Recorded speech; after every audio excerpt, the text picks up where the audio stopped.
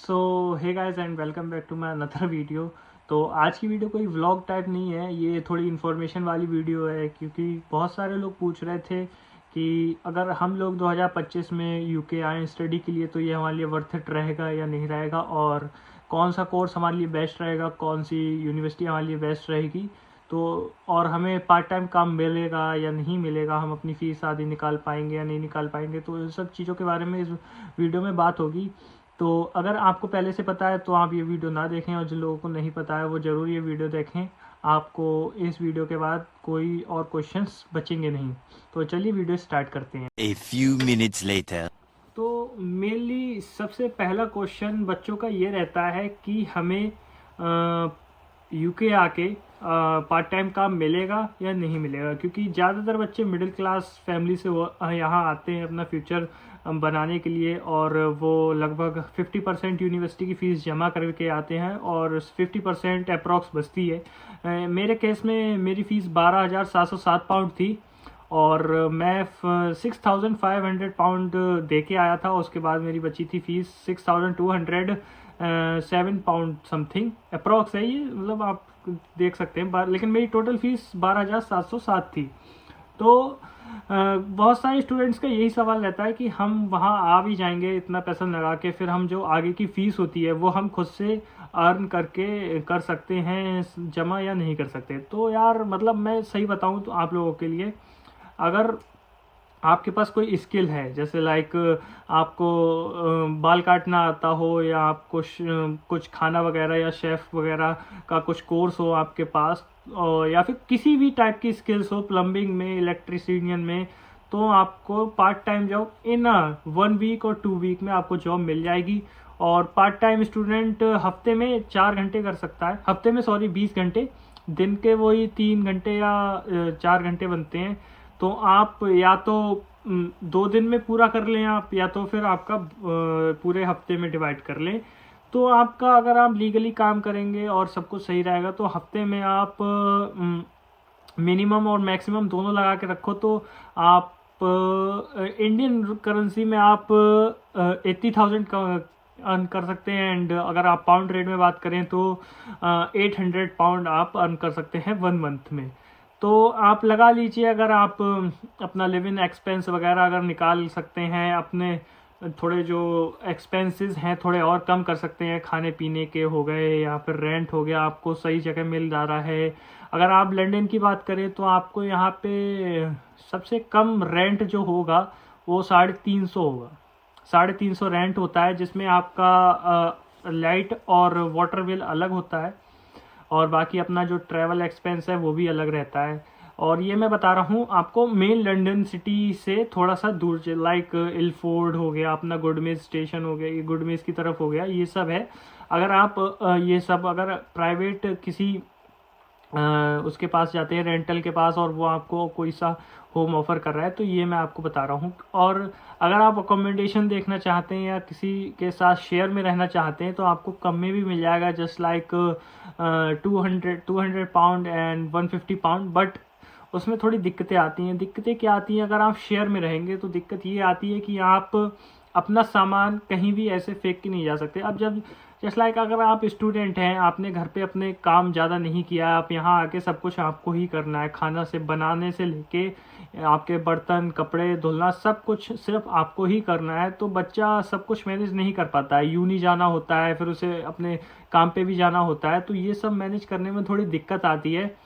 तो अगर आप शेयरिंग में रहते हैं तो वो जो शेयरिंग में कोई फैमिली हो या फिर कोई भी हो, वो आपको टोकते रहेंगे कि ये चीज़ यहाँ पे क्यों रख दी, ये चीज़ यहाँ पे क्यों रख दी है, सही से रखो, ये करो। और अगर आप अकोमोडेशन में रह रहे हैं तो ये होता है कि अकोमोडेशन भी सस्ती नहीं है। आप सोचे कि अकोमोडेशन सस्ती हैं, लेकिन वहाँ का ये सीन रहता है कि अकोमोडेशन में आप रहेंगे तो आपको ज़्यादा कुछ बड़ा नहीं मिलता है। एक छोटा सा रूम मिलता है, उसमें ही छोटी सी किचन होती है, उसमें ही आपको सारी फैसिलिटीज़ दी गई होती हैं।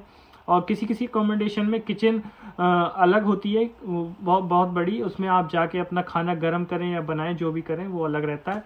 तो अकोमोडेशन ही होती है। और अकोमोडेशन प्राइजेस भी अगर मैं देखूं तो एक वेबसाइट है, मैं आपको डिस्क्रिप्शन में उसका लिंक दे दूंगा, उस पर आप सर्च कर सकते हैं। तो मैंने IQ hostel London accommodation search करी थी, तो उसका मंथली जो मेरे को पाउंड रेट में पड़ रहा था अप्रॉक्स 650 पाउंड पर मंथ पड़ रहा था। लेकिन वो मुझे ज़्यादा लगा कि पर मंथ में अगर एक साथ मेरे को जॉब मिली या नहीं मिली तो थोड़ा दिक्कत हो सकती है। तो हाँ, अगर आप अपने साथ जो आपकी फर्स्ट सेमेस्टर की फ़ीस है वो जमा करके आ रहे हैं और आपकी सेकंड सेमेस्टर की फ़ीस रह रही है और आप सोचें यहाँ आके आप जमा करना चाहते हैं, तो मस्टली आपके पास कोई स्किल्स होनी चाहिए, तो आपकी जॉब लग जाएगी और आप अपनी फ़ीस भी निकाल सकते हैं। और अगर आप मेरी बात करें तो मैं अपनी आधी पेमेंट जो फ़ीस की है वो घर से करके आया था, तो और जो बाकी की पेमेंट है वो मेरी एजुकेशन लोन की करी हुई है। जैसे यूनिवर्सिटी वाले मुझसे मेल करेंगे कि मेरी फ़ीस के लिए, तो मैं अपनी बैंक को अपनी मेल सेंड करूँगा वही वाली, और वो मेरी मेल जो है सीधे यूनिवर्सिटी से वो पे कर देंगे, सीधे यूनिवर्सिटी को पे कर देते हैं। एजुकेशन लोन में आपको डिसबर्स नहीं होता, सीधे पेमेंट यूनिवर्सिटी को जाता है। तो अगर आप एजुकेशन लोन की बात करते हैं तो धूप आज बहुत तेज़ है, वरना वेदर यहाँ पे बहुत ठंडा होता है तो थोड़ा आंखें बंद हो रही हैं, वरना अगर और कहीं वीडियो बनाऊंगा तो इतनी क्लियर नहीं आती है। तो अगर आप एजुकेशन लोन की बात करें कि आप सोचें कि हम एजुकेशन लोन लेके फिर आ जाएंगे, तो यार एजुकेशन लोन लेके आप आ सकते हैं और बहुत बेस्ट ऑप्शन है आपके लिए, क्योंकि आपको उसमें 1 साल का टाइम मिलता है पूरा। उसके बाद आप 1 साल अपना पूरा जॉब ढूंढ सकते हैं, उसके बाद आपकी पेमेंट कटना स्टार्ट होती है। लेकिन आप ज़्यादातर ये सोचें कि आपको 7 लाख तक ही एजुकेशन लोन कराएं, क्योंकि उसमें कोई भी प्रॉपर्टी नहीं लगती है, आपको नॉन कोलेट्रल लोन मिल जाता है। जस्ट आपके डॉक्यूमेंट देखते हैं, वो आपके फादर के डॉक्यूमेंट ITR भरते हैं वो या नहीं भरते हैं, ये सारे डॉक्यूमेंट चेक करके वो आपको लोन दे देते हैं। लेकिन आप 7 लाख से ऊपर जाना चाहते हैं तो आपको कोई प्रॉपर्टी लगानी पड़ेगी अपनी, जो हो जाता है कोलेट्रल लोन। प्रॉपर्टी लगाने का फ़ायदा ये है कि आपको लोन जल्दी भी मिल जाता है, मुश्किल से 1 महीना लगता है सारे काम होने में, आपको लोन अप्रूव हो जाता है। फिर वो ये कहेंगे सीधे या सॉरी, आपकी अगर आपको पूरी पेमेंट एक साथ जमा करनी है तो वो उसी टाइम पे यूनी को पूरी पेमेंट भेज देंगे और आपकी पूरी फीस जमा हो जाएगी। फिर आपको बस अपना लिविंग एक्सपेंस अपने साथ लेके आना है बस।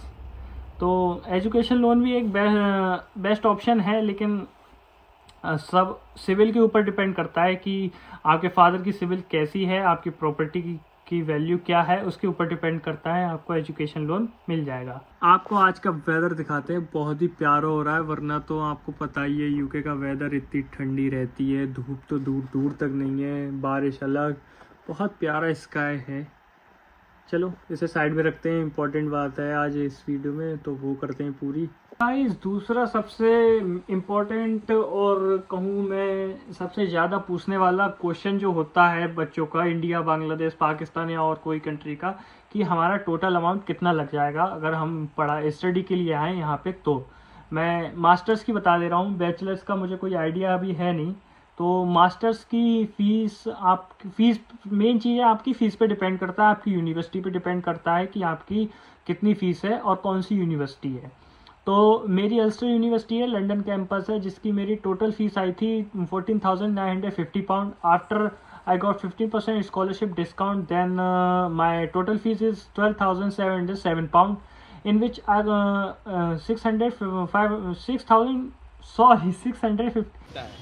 650 पाउंड मैं जमा करके आया था। तो इस हिसाब से मैं अगर आपको टोटल अपना लगाऊं, मैंने जो फ़ंड शो करे वो सब अगर मैं लगाऊं तो बहुत बनना है। मैं फ़ंड का निकाल दे रहा हूं, क्योंकि 19-20 लाख आपको फ़ंड शो करना पड़ता है, फ़ंड अलग हो जाता है। तो फ़ंड शो करके मैं आया था, तो मेरे टोटल अगर मैं आपको बताऊँ, ऐसे फीस भी पूरी लगा दूं 12,760 पाउंड लगा दूं, तो इंडियन करेंसी में मेरा बना था 21 लाख रुपीज़, इंडियन करेंसी है। तो आप अपना कोर्स वगैरह की फ़ीस देख लें, और कोर्स फीस की जो जितनी रिकमेंडेशन है यूनिवर्सिटी की कि आप इतनी जमा करके आएंगे, वो इंडियन करेंसी में कन्वर्ट कर लें। और इंडियन करेंसी उसके बाद मैं आपको बता दूं कम से कम 3-4 लाख रुपए आपका ऊपर लगता है, और जो आप अपने साथ लेके आते हैं वो आपका अलग होता है। मैं लेके आया था 1.5 लाख रुपए लेके आया था, जो मैंने कन्वर्ट कराया तो वो हो गए थे 1400 पाउंड बन गए थे पाउंड में। तो ये था आपका क्वेश्चन। अगर आप यहाँ आएंगे तो आप मान के चलिए, और एक मेन इम्पोर्टेंट ये बात है कि मेरी जो फ़ीस है वो सबसे लोएस्ट फीस है लंदन कैंपस की कोई सी भी यूनिवर्सिटी में अगर आप एडमिशन लोगे तो ये उससे ज़्यादा ही मिलेगी। 12,760 पाउंड मतलब आपको ढूंढने से भी नहीं मिलेगी। सिर्फ मेरी यूनिवर्सिटी ऑफ़र करती है कोर्स, और मेरा कोर्स है MSc इंटरनेशनल बिजनेस। तो हाँ, ये रहा। और बाकी अब वीडियो का लास्ट टॉपिक और सबसे इम्पोर्टेंट टॉपिक कि हम 2025 में यहाँ आएंगे तो ये हमारे लिए वर्थ इट है या नहीं है। तो गाइज मैं आपको बता दूँ, यूके में अपॉर्चुनिटीज़ है बहुत सारी, लेकिन आपको वेट करना पड़ता है, आपको सब्र करना पड़ता है।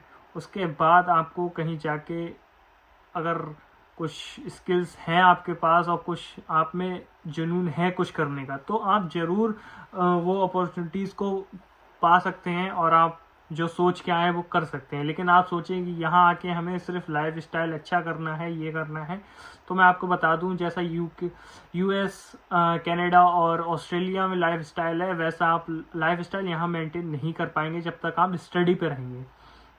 आप फुल टाइम जब आएंगे PSW पे तो आप अपना एक लाइफस्टाइल मेंटेन कर सकते हैं। लेकिन यार मैं तो ये कह रहा हूँ कि अगर आप अपनी फैमिली को सपोर्ट करने आए हैं यहाँ पे, तो यहाँ कोई लाइफस्टाइल मेंटेन करना कोई इतनी ज़रूरी बात नहीं है भाई। अपना इतना कर लो कि अपना खाना पीना सही रखो, अपने जिम कर सको, या फिर अपने शरीर पे अपना शरीर सही रखो, और बाकी जो पैसा है या फिर जो आप अर्निंग कर रहे हैं वो मेरे हिसाब से आप अपने घर पे भेजें। क्योंकि यार हमारे घर वाले हम पे इतना भरोसा करके हमें इतनी दूर भेजते हैं, तो मेन चीज़ यही होती है कि हम भी उनके लिए समझें और उनके लिए कुछ करें। तो हाँ, अगर आप के अंदर सब्र नाम की चीज़ है तो आप ज़रूर यूके में आए, तो आप यूके में कुछ ना कुछ कर सकते हैं, जाहिर सी बात है। और अगर आपके पास कुछ स्किल्स हैं, जैसे मैंने पहले ही बता दिया वीडियो में, तो आप स्टूडेंट टाइम से ही, जब आपकी स्टडी चलती होगी उसी टाइम से ही आपको बहुत सारी अपॉर्चुनिटीज़ मिलना स्टार्ट हो जाएंगी